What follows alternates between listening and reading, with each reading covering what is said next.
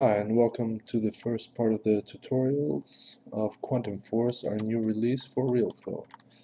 So we're gonna just get introduced and getting familiar with the plugin, and going to learn how to set a simple scene up. So let's start by creating a cube. Think of this as your force field space in which the field is active. Now we need some kind of particles or objects to affect the force field and drive it. So in this case we have a simple circle emitter with a noise field affecting it. So if we just want to look at that motion really quickly, here we see it, what's happening. And now the question is, how do we use that with quantum force to affect other particles? So let's use a fill object and fill the cube with particles, and this is actually the best way to start seeing the effect of the force field if we fill the whole cube with particles. Now let's turn off the dots, turn on the arrows, and then we can just see the particles that are affected the most. So now all we have to do is add the quantum force daemon, choose your force field, and choose your field source. In this case, the circle emitter is driving the force field. Let's change the resolution to 50, accelerate to 10. Let's have all the other modes at 0, and let's have range and fall off at 1. Alright, let's see how the circle emitter is being used to affect the force field, and how quantum force uses that to affect the fill object emitter.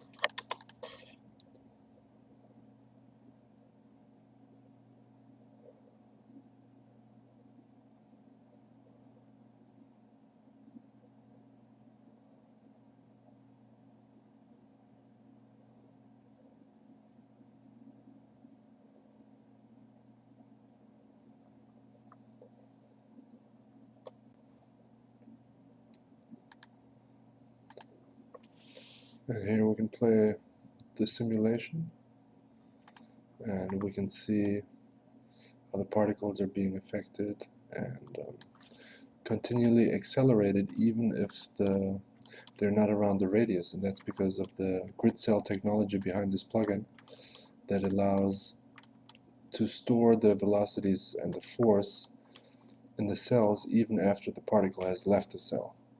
And with the decay function you can have control over how you want to slowly reduce that effect. And yeah, this is the beginning of understanding quantum force and how you can become your own force field sculpting master.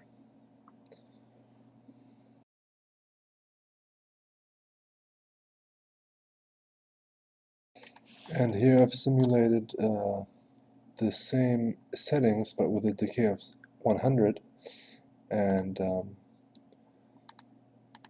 you can see that the simulation has changed quite a bit.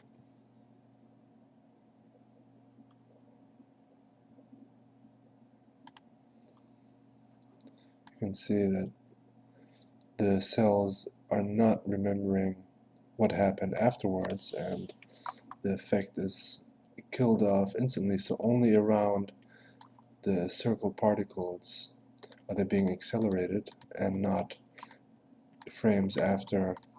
So it's quite a different simulation that you get when you just turn the decay on and have the force decay very rapidly.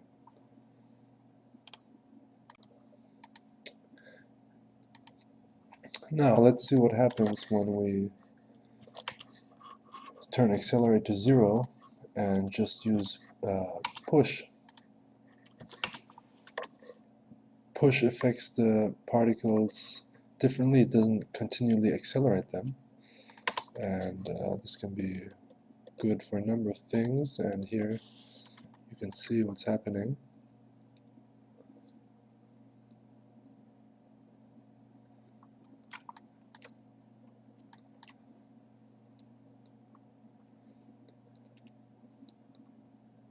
They're getting speed by the force field, but they're not being accelerated, so they don't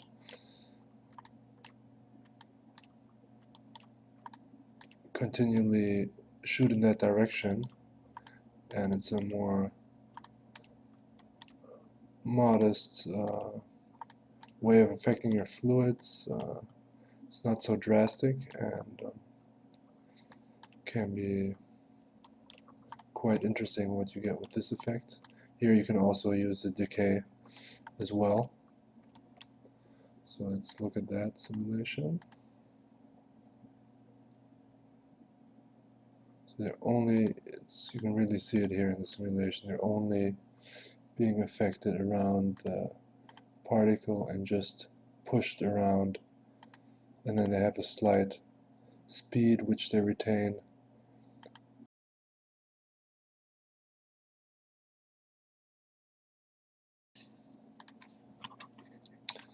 Now let's look at pull. Pull and attract are similar, but attract does not use the grid cells and pull can make use of them. So let's see what happens here.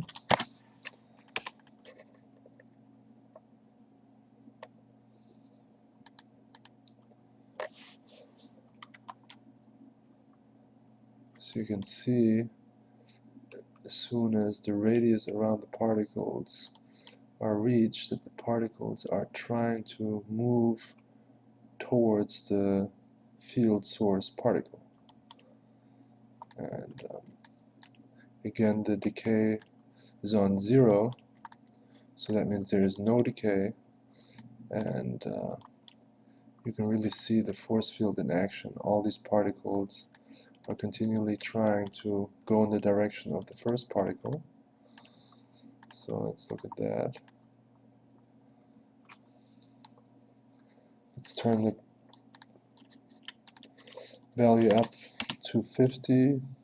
Let's make it a bit more visible. And now let's see.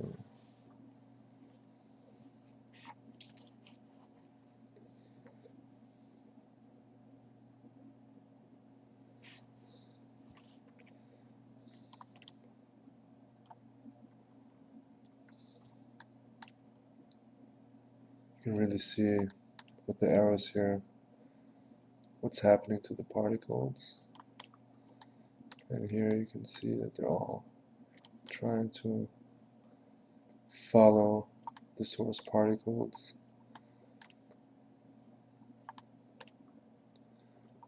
It's really like a rope that you're pulling on, and it's continually attracting the particles. And again, this is only possible with the grid cells. In a minute we'll look at what happens when we turn the decay up.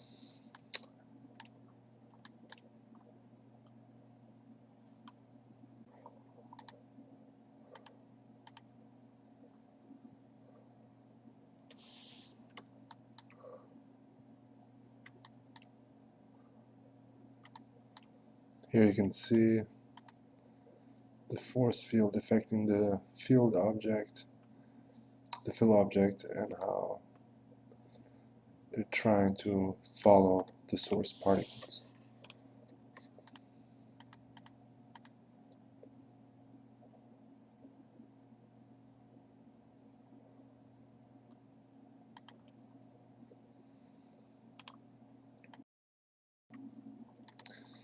Now let's see what happens when we turn the decay up to 50, and you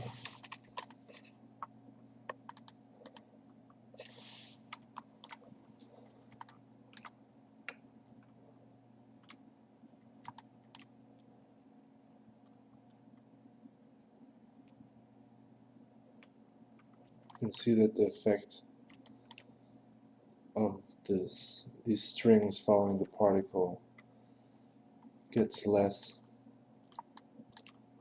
because the cells are not continually making the fill objects follow the source particles.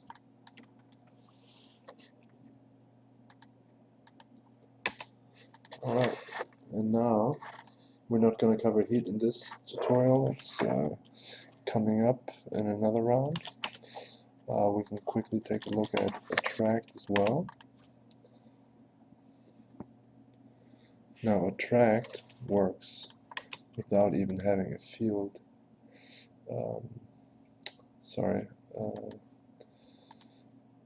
without even having a force field space. So here you can see we deselect the force field, but it still works.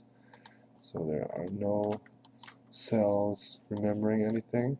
This also speeds things up, of course. And here you can see how attract is really even more than pull, like a magnet, making the particles stick to the source particle. And we can attract, you can really crank the settings if you want. And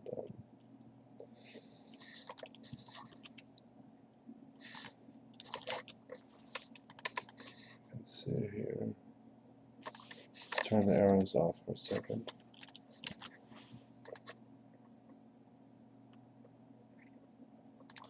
Let's make this color gray, the background. That way we can see what's happening.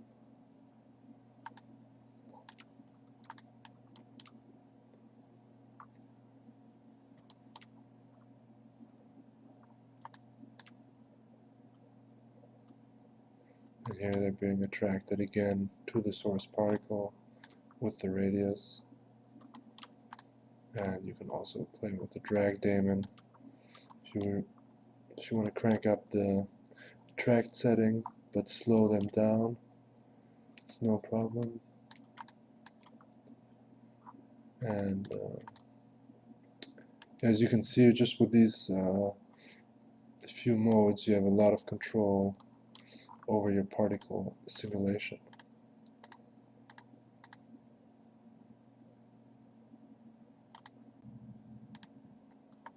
So here I've gone ahead and simulated the same scene with accelerate 20 and pull 150, and then did 0 decay. So let's take a look at this simulation. And here you can see they're being accelerated but attracted with the pull at the same time.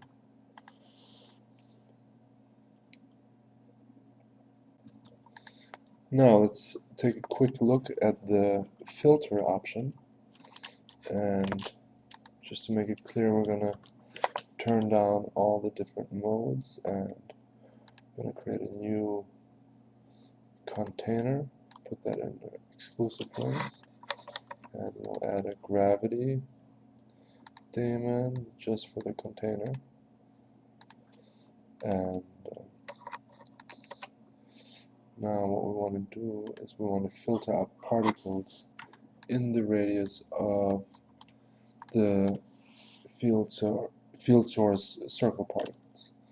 So when you hit filter, you can select the container you want to filter to, and then we'll turn off the visibility for the fill object, and now we'll just see the new filtered particles.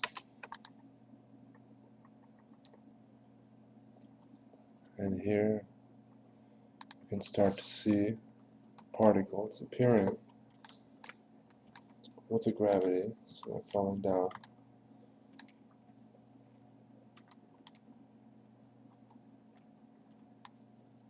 And these particles are being filtered from the fill object. And if you want to increase the particle count, make it even more visible,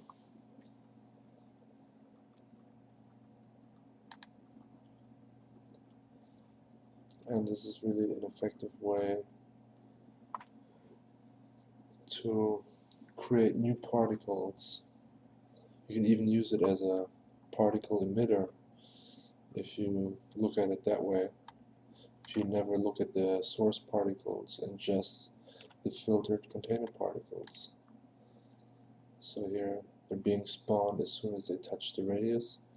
And of course, the higher the resolution and tighter the radius, the more precise simulation you will get. And here you just have a really nice control of transferring particles from one container to the next. And you could even have these particles interact with the fill object particles if you wanted to, and then it also wouldn't appear as if they suddenly are being spawned, but they would just be gradually filtered to the container, and then with the new forces like gravity affecting the complete fill object.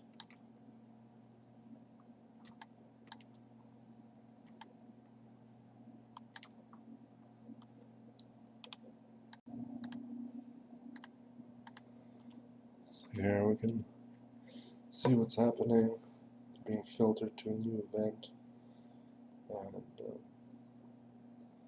create all kinds of things with this type of filtering.